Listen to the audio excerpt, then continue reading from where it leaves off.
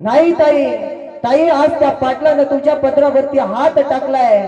खऱ्या अर्थानं तू माझी बहीण आहे, बरोबर आहे, पण ताई तू माझी सख्खी बहीण आहे. पण गावातल्या बाकीच्या काय माझ्या बहिणी नाहीत का?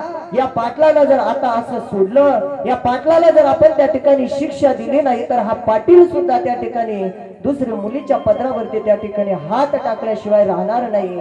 नाही ताई, ताई मी तुला शब्द देतो, तुला मी शब्द देतो की ज्या पाटलानं तुझ्या पदरावरती हात टाकलाय त्या पाटलाचा हात मी मुळासकट काढून घेतल्याशिवाय राहणार नाही. एका मेलेता ताईला त्या ठिकाणी शब्द दिला आणि तो गणोजी त्या ठिकाणी ज्या रस्त्यानं पाटील गेला होता त्या रस्त्याने निघाला.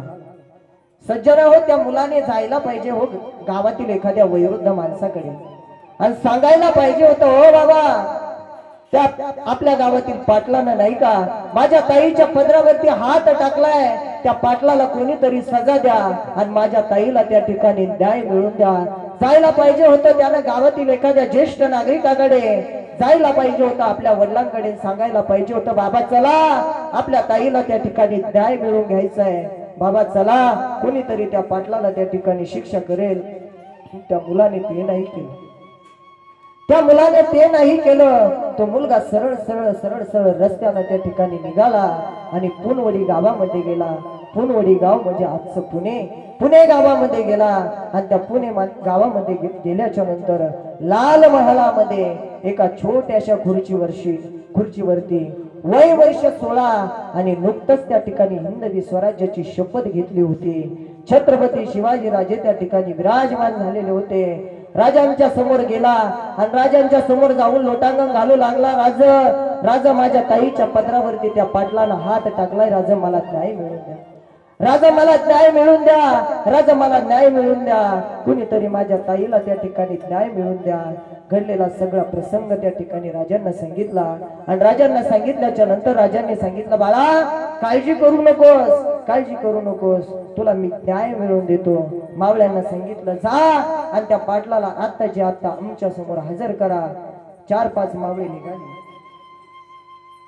आणि त्या पाटलाच्या घरासमोर आले. पाटलाला आवाज दिला, पाटलाला बाहेर बोलवून घेतलं आणि सांगितलं, पाटील तुम्हाला छत्रपती शिवाजी राजांचं बोलवणं आलंय.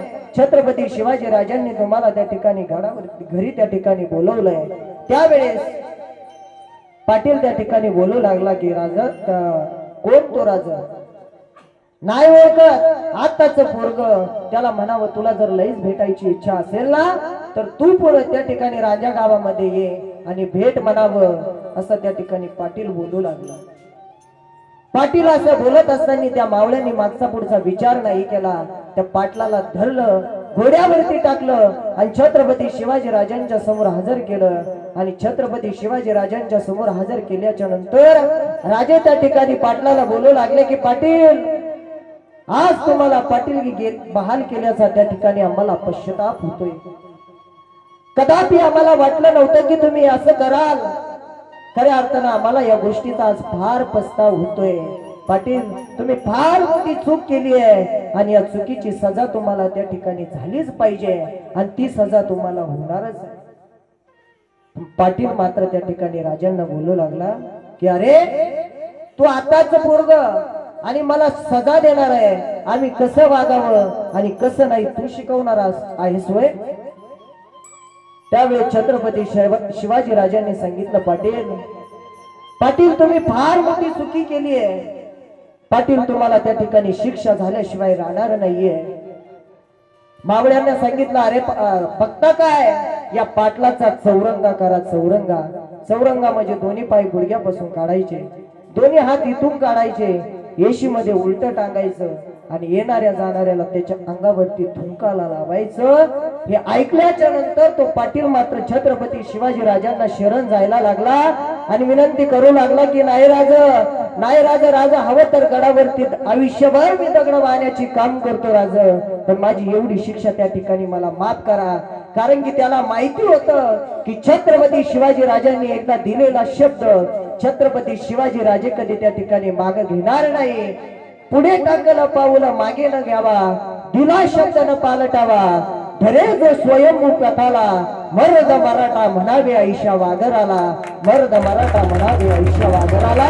ही छत्रपती शिवाजी राजांची त्या ठिकाणी छत्रपती शिवाजी महाराजांचं कार्य होतं.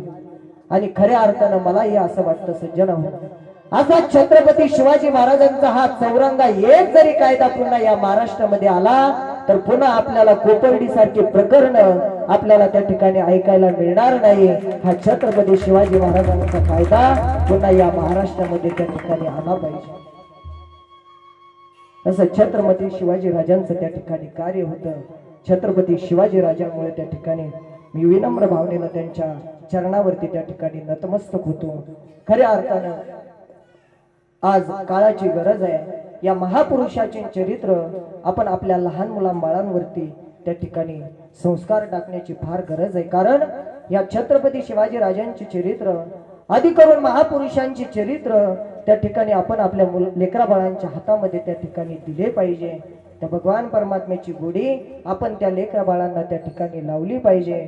म्हणून तर निळोबारा अभंगामध्ये सांगतायत की त्या भगवान परमात्म्याच्या नामचिंतनानं त्या ठिकाणी आपण श्रद्धेनं आणि भावनेनं त्या भगवान परमात्म्याचं नामचिंतन केलं पाहिजे. आणि काय होईल की त्या ठिकाणी कसल्याच प्रकारचा आठव नाठव राहणार नाही. अभंगाचं शेवटचं चरण.